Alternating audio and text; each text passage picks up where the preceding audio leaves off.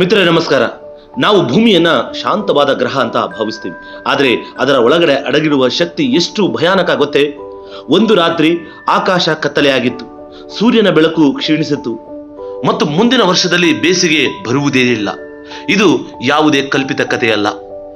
1815ರಲ್ಲಿ ನಡೆದಂತಹ ಒಂದು ಪ್ರಾಕೃತಿಕ ಘಟನೆ ಇಡೀ ಜಗತ್ತಿನ ಹವಾಮಾನವನ್ನೇ ಬದಲಿಸಿತ್ತು. ಆ ಭಯಾನಕ ಘಟನೆಯ ಹಿಂದಿರುವ ಸತ್ಯವೇನು ತಿಳಿಯೋಣ ಬನ್ನಿ. ವಿಜ್ಞಾನ ಹೇಳುವ ಸತ್ಯವಾದ್ರೂ ಏನು ಅನ್ನುವಂಥದ್ದನ್ನ ತಿಳಿಯೋಣ.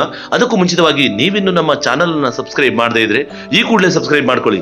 ಇಂತಹದೇ ಕುತೂಹಲಕಾರಿ ಮಾಹಿತಿಗಾಗಿ ಬೆಲ್ ಐಕಾನ್ ಒತ್ತೋದನ್ನ ಮಾತ್ರ ಮರಿಬೇಡಿ. ಮಿತ್ರರೇ, 1815ರ ಏಪ್ರಿಲ್ ತಿಂಗಳಿನಲ್ಲಿ ಇಂಡೋನೇಷಿಯಾದಲ್ಲಿ ಇರತಕ್ಕಂತಹ ಮೌಂಟ್ ಟಂಬೋರಾ ಅನ್ನುವಂತಹ ಪ್ರದೇಶ ಈ ಭೂಮಂಡಲದ ಇತಿಹಾಸದಲ್ಲಿಯೇ ದಾಖಲಾಗಿರ್ತಕ್ಕಂತಹ ಅತ್ಯಂತ ಶಕ್ತಿಶಾಲಿ ಅಗ್ನಿಪರ್ವತ ಸ್ಫೋಟಗಳಲ್ಲಿ ಒಂದನ್ನ ಉಂಟು ಮಾಡುತ್ತೆ ಈ ಮೌಂಟ್ ಟಂಬೋರಾ. ಈ ಸ್ಫೋಟದ ಶಬ್ದ ಸಾವಿರಾರು ಕಿಲೋಮೀಟರ್ ದೂರದವರೆಗೂ ಕೇಳಿಸುತ್ತೆ. ಆಕಾಶಕ್ಕೆ 40 ಕಿಲೋಮೀಟರ್ ಎತ್ತರಕ್ಕೆ ಬೂದಿ ಮತ್ತು ಅನಿಲಗಳು ಏರಿದ್ದು.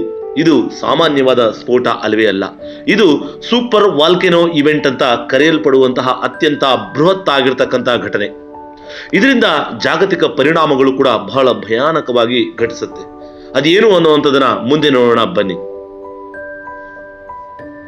ಮಿತ್ರರೇ, ಈ ಸ್ಫೋಟದ ನಂತರ ಭಾರೀ ಪ್ರಮಾಣದ ಬೂದಿ ವಾತಾವರಣದಲ್ಲಿ ಹರಡಿಕೊಳ್ಳುತ್ತೆ.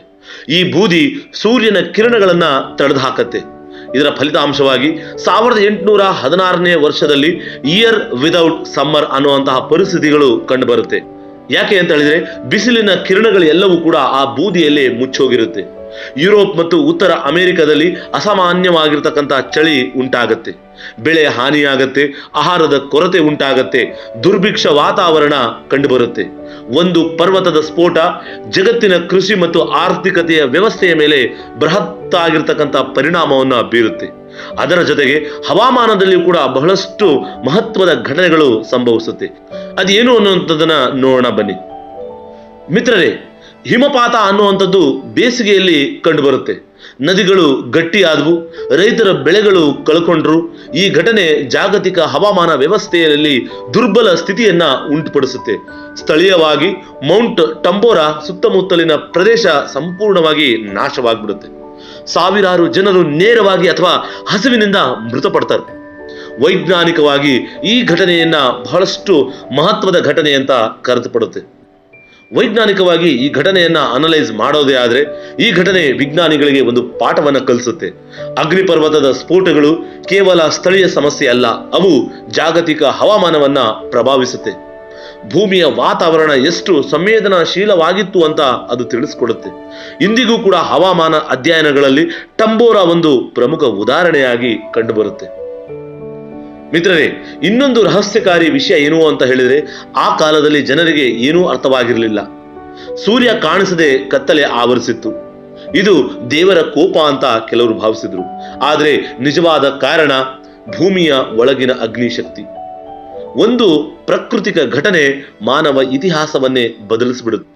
ನಾವು ಈ ಪ್ರಕೃತಿಯ ಮುಂದೆ ಎಷ್ಟು ಚಿಕ್ಕವರು ಎಂಬುದನ್ನ ಟಂಬೋರಾ ಸ್ಫೋಟ ನಮಗೆ ತೋರಿಸಿಕೊಡುತ್ತೆ. ಮಿತ್ರರೇ, ನೋಡಿದ್ರಲ್ಲ, ಭೂಮಿ ನಿಶ್ಚಲವಾಗಿ ಕಾಣಬಹುದು, ಆದರೆ ಅದರ ಒಳಗೆ ಅಗ್ನಿಯ ಮಹಾಶಕ್ತಿ ಅಡಗಿದೆ. ಒಂದು ಸ್ಫೋಟ, ಒಂದು ಮಹಾ ಮೋಡ, ಒಂದು ಹವಾಮಾನವನ್ನ ಬದಲಿಸಿಬಿಡುತ್ತೆ. ಇವು ಇತಿಹಾಸದ ದಿಕ್ಕನ್ನ ಬದಲಿಸುತ್ತೆ. ಮುಂದಿನ ಬಾರಿ ಆಕಾಶ ಮಸುಕಾದ್ರೆ ನೀವು ಯೋಚನೆ ಮಾಡಿ, ಇದು ಕೇವಲ ಹವಾಮಾನವೋ ಅಥವಾ ಭೂಮಿಯ ಆಂತರಿಕ ಶಕ್ತಿಯ ಸೂಚನೆಯೋ ಅನ್ನುವಂಥದ್ದನ್ನ. ಪ್ರಕೃತಿಯ ರಹಸ್ಯಗಳು ಇನ್ನೂ ಸಂಪೂರ್ಣವಾಗಿ ಯಾರಿಂದಲೂ ಬಿಚ್ಚಿಡೋದಕ್ಕೆ ಸಾಧ್ಯವೇ ಇಲ್ಲ. ಇದಾಗಿತ್ತು ಈ ಹೊತ್ತಿನ ಮಾಹಿತಿ. ಇಷ್ಟವಾಗಿದ್ರೆ ಲೈಕ್ ಮಾಡಿ, ಶೇರ್ ಮಾಡಿ, ಸಬ್ಸ್ಕ್ರೈಬ್ ಮಾಡೋದನ್ನು ಮಾತ್ರ ಮರಿಬೇಡಿ. ಧನ್ಯವಾದಗಳು.